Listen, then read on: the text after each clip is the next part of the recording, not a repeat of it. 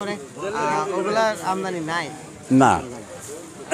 কারারি বাড়ির এক নিম কোয়ালিটি উঠছিল, ওই 1250 গেল দেখলাম, অল্প কোটা দিয়ে দাঁড় উঠছিল।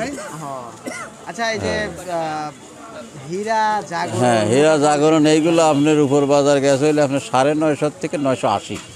980 পড়বে না, 980 না, আদারই পরে না, 1100 পরে। তাতে ধানের দাম গত এক মাস পূর্বের তুলনায় গত এক মাসের আগের তুলনায় মনে করেন মন প্রতি 50 টাকা বেশি বেশি হয়েছে, কারণ ধান শুকাইছে না। হ্যাঁ, এখন ধান শুকাইছে।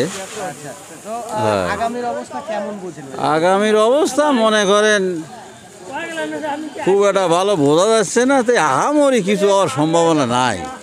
কারণ এখন যার মতন সেই গৃহস্থের মতো গৃহস্থ সারিয়ে রাখে, বারবার এর মধ্যে আরও যারা আছে, এতে মনে করেন আহামরি বড় ধরনের যে এটা কিছু এরকম আশা করা যায় না। 1500 2000 না না না না, ওগুলো সম্ভব না। দেশে পর্যাপ্ত পরিমাণে খাদ্য খাবার আছে, কোনো জিনিসের অভাব নাই। অলিত গলিত, বিশেষ করে এই চাউলটার পর বেশি মানুষের আগ্রহ বা আক্রোশী অলিত গলিত যেখানে সেখানে এখন পাওয়া যায়, বুঝছেন?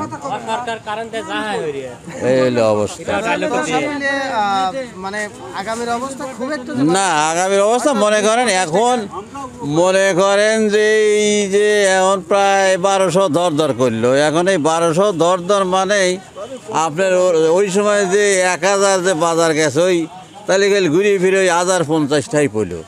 কারণ ওই সময় ধানের রস ছিল কেজি প্রতি, মনে করেন কোনো সময় 3 কেজি 2 কেজি, তাহলে 5 কেজি পর্যন্ত। সেই গড় হিসাব করলে দেখা যায় যে এখনও যে আপনার এই বতরে যে আদার গেছে এখন 1150, তার থেকে তুলনামূলক হিসেবে বাড়ে নাই, ওই 10-20 টাকা এদিক সেদিক, এটা হওয়াটাই স্বাভাবিক, বুঝছেন? এইটি আর কি। ভাইজান, অনেকদিন পরে আলোচনা আসলাম আপনার সাথে এবং আলোচনা করে ভালো লাগলো, আপনার মূল্যবান সময় দেওয়ার জন্য। হ্যাঁ, তো প্রিয় দর্শক, আমরা এই মুহূর্তে ব্যবসায়িক ভাইয়ের সাথে কথা বললাম এবং আলোচনা সাপেক্ষে জেনে নিলাম আজকের বাজার দর এবং আগামীর অবস্থাও কিন্তু ভাইজান একটু বলল।